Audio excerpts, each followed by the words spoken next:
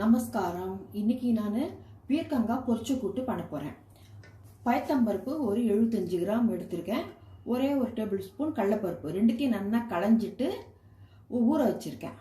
அப்புறம் பீர்க்கங்காவை நல்லா தோல் சீவினா வேஸ்ட் ஆகிடும், சத்தெல்லாம் போயிடும். அதனால் லேசாக தோல் சீவிட்டு நறுக்கியிருக்கேன். ஒரு 300 கிராம் பீர்க்கங்காவை நறுக்கியிருக்கேன். இதை அந்த பருப்பில் போட்டு அடுப்பில் வச்சு ஒரு 4 விசில் வரா மாதிரி வச்சுட்டு வந்தோடனே அடுப்பை ஆஃப் பண்ணணும். வறுத்து அரைக்கணும். அதுக்கு தேவையான சாமான்லாம் எடுத்து வச்சிருக்கேன். 2 மிளகா, 1 டீஸ்பூன் உளுத்தம்பருப்பு, 1 டீஸ்பூன் ஜீரகம், 1/2 டீஸ்பூன் மிளகு. இதெல்லாம் நல்லா துளியூண்டு எண்ணெய் விட்டு வறுத்துன்ட்டு தேங்காய் வச்சு அரைச்சிட்டு அந்த பருப்பு காய் வெந்திருக்கு இல்லையா அதில் போட்டு கொதிக்க விட்டுட்டு தாளிச்சு கொட்டணும். அடுப்பு பற்ற வச்சு இல்பை சட்டி போட்டிருக்கேன். லேசா கொஞ்சமா எண்ணெயை விட்டுட்டு இந்த எடுத்து வச்சிருக்க பொருளை போட்டு நல்லா வறுத்துன்ட்டு அடுப்பை ஆஃப் பண்ணிடணும்.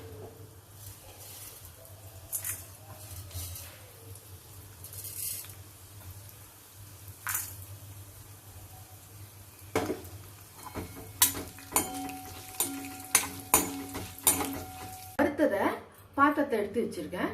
இல்பை சட்டிலே இருந்தா கருகிடும். கூட்டுக்கு தேவையான தேங்காய் எடுத்துட்டு இருக்கேன். அந்த தேங்காயிலேயே அந்த வறுத்த சாமானை போட்டு நல்லா விழுத அரைச்சிட்டு இந்த காய் வெந்த காயில போட்டு 1 நிமிஷம் கொதிக்க விட்டு தாளிச்சு கொட்டணும். இதை அரைச்சிட்டு விழுத அரைச்சிட்டு காமிக்கிறேன் உங்களுக்கு. கூட்டுக்கு காய் பருப்பு நல்லா வெந்துடுது பார்த்தீங்களா எப்படி இருக்குன்னு. இப்போ இதில் உப்பும் பெருங்காயப்பொடி போட்டு ஒரு 2 நிமிஷம் கொதிக்கணும். அப்புறம் இந்த அரைச்ச விழுதியும் அதில் போட்டு அரைச்ச விழுதியை போட்டு எல்லாம் சேர்ந்து கொதிச்ச பிறகு தாளிச்சு கொட்டிட்டு இறக்கணும். உப்பு போடுறேன்.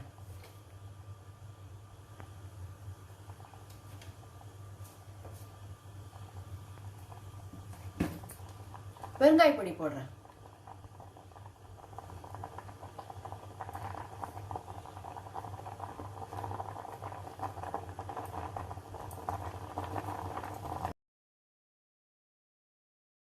இப்போ அரைச்ச விழுது அதில் போட்டுட்டு நல்லா கலந்து விடணும், இல்லாட்டா கட்டி கட்டி ஆயிடும். கலந்து விட்டுட்டு அது எல்லாம் சேர்ந்து கொதிக்கணும்.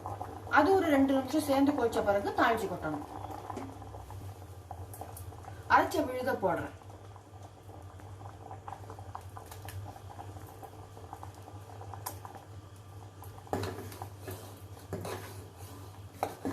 இப்ப இது எல்லாம் சேர்ந்து ஒரு அடுப்பை கொஞ்சம் பெருசா வச்சு எல்லாம் சேர்ந்து கொதிக்கணும்.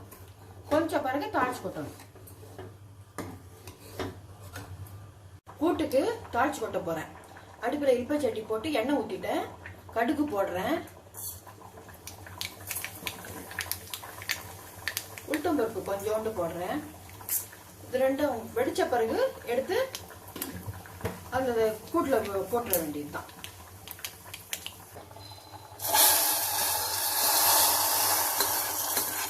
இப்போ பீர்க்கங்காய் பொரிச்ச கூட்டு ரெடி. சமைச்சு பார்த்துட்டு எப்படி இருக்குன்னு சொல்லுங்க. மறக்காம சப்ஸ்கிரைப் பண்ணுங்க. தேங்க்யூ.